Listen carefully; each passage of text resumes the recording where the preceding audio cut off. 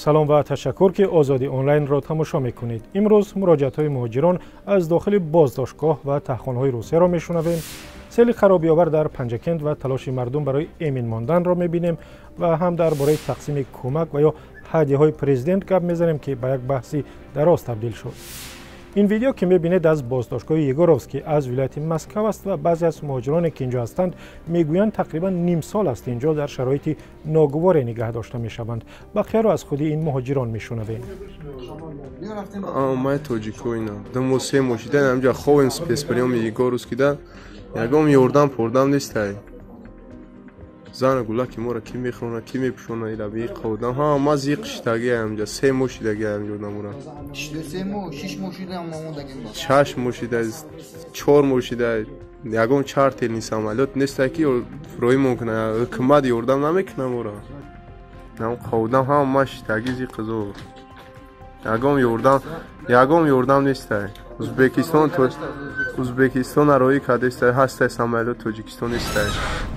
ویدیو دیگری که الان میبینیم به گفته یک خواهر از تاجیکستان در داخل تهخانه در مسکو ثبت شده است. او میگوید از بس که کرانتین است از ترس ماموران میلیسا بیرون نمیآیند چون ممکن است آنها را دستگیر کنند و بازداشتگاه برند. این خواهر به رهبران تاجیکستان چنین مراجعت کرد. سلام علیکم به خلق تاجیکستان سلام. ما سلام نرایی میکنیم که به پرزیدنت جمهوری تاجیکستان امامعلی رحمانوف را می سلامی ما را برسونیم به رستم امامعلی. ما در این طرف مسکواییم، از آب کشته استیم، نه مگزین رفته میتونیم نه اوقات خریده میتونیم. در پدول گشنه و تشنه در پدول بیستون به هیچی یا امرمون هم 500 سم دارد میریم نون میگیریم میریم یتخ میبیاریم میخریم. ضمناً این هفته موضوع کمک‌هایی که از نام رئیس جمهوری تاجیکستان به شفاخانه و مردم محتاج تقسیم کردن بحث زیادی را برانگیخت. کمک‌هایی را که چند روز گذشته به چند ولایت تقسیم شد مقامات تحفه پرزیدنت نامیدند و این به بسیاری‌ها خوش نآمده است. یک کاربر که نخواست نامش را بگویم با ارسال ویدیوی چنین نظرش را بیان کرد. فقط این را یادرس می‌کنیم که ضمن ثبت نظرش این کاربر برنامه از تلویزیون تاجیکستان را ثبت کرده است. بس که این پادکاری میرم یا صاحب کار خیر میکنم میبرم میارم انا پیشوای ملت رحمت و پیشوای ملت شکر پیشوای ملت باور کنین دیگه نمیفورم همین کانال های تاجیکستان تماشا کنین.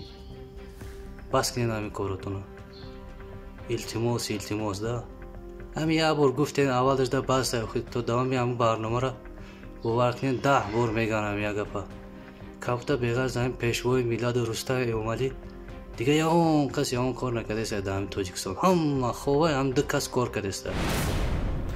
واقعا رادیو آزادی هم در این باره گزارش داشت و بحث زیاد در این باره در وبسایت ما ادامه دارد و کاربر با نام کریم زیر گزارش ما در این باره چنین نوشته است: برای من یک چیز عجیب است، چطور پرزیدنت از نام خودش به شهروندان کمک بشری میکرده است؟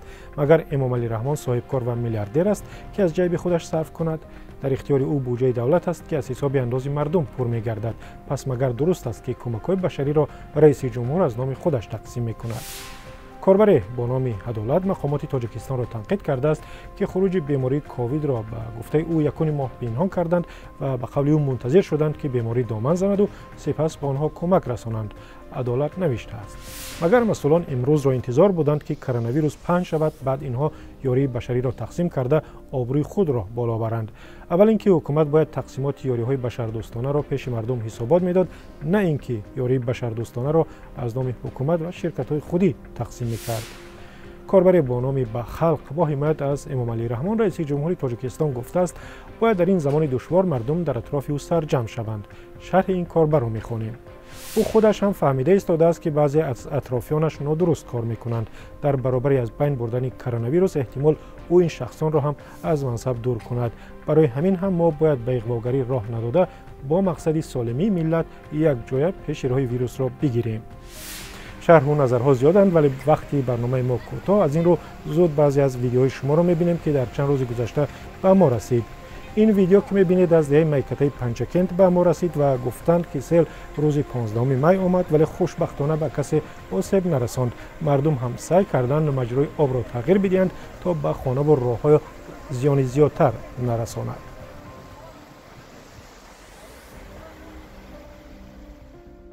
این ویدیو از ناحیه رودکی به دست ما رسید و مؤلفش گفت که سیل در دهه طالبان راهها را پیشتر خراب کرد و خود مردم یکجا شدند و راههای ویران را هموار میکنند تا حرکت و زندگی در دهه آسان تر شود. این ناحیه رودکی لنسکی رایون دیننگی سیل اومدگی دمی راه شوش برد تا با دستگیری همسایه ها خیر کردن راه حسوس کردیم خیر آبادی شدیسه.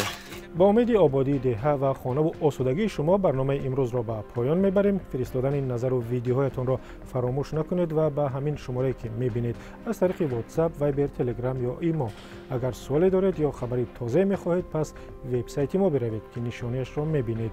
تا دیدار در برنامه دیگر.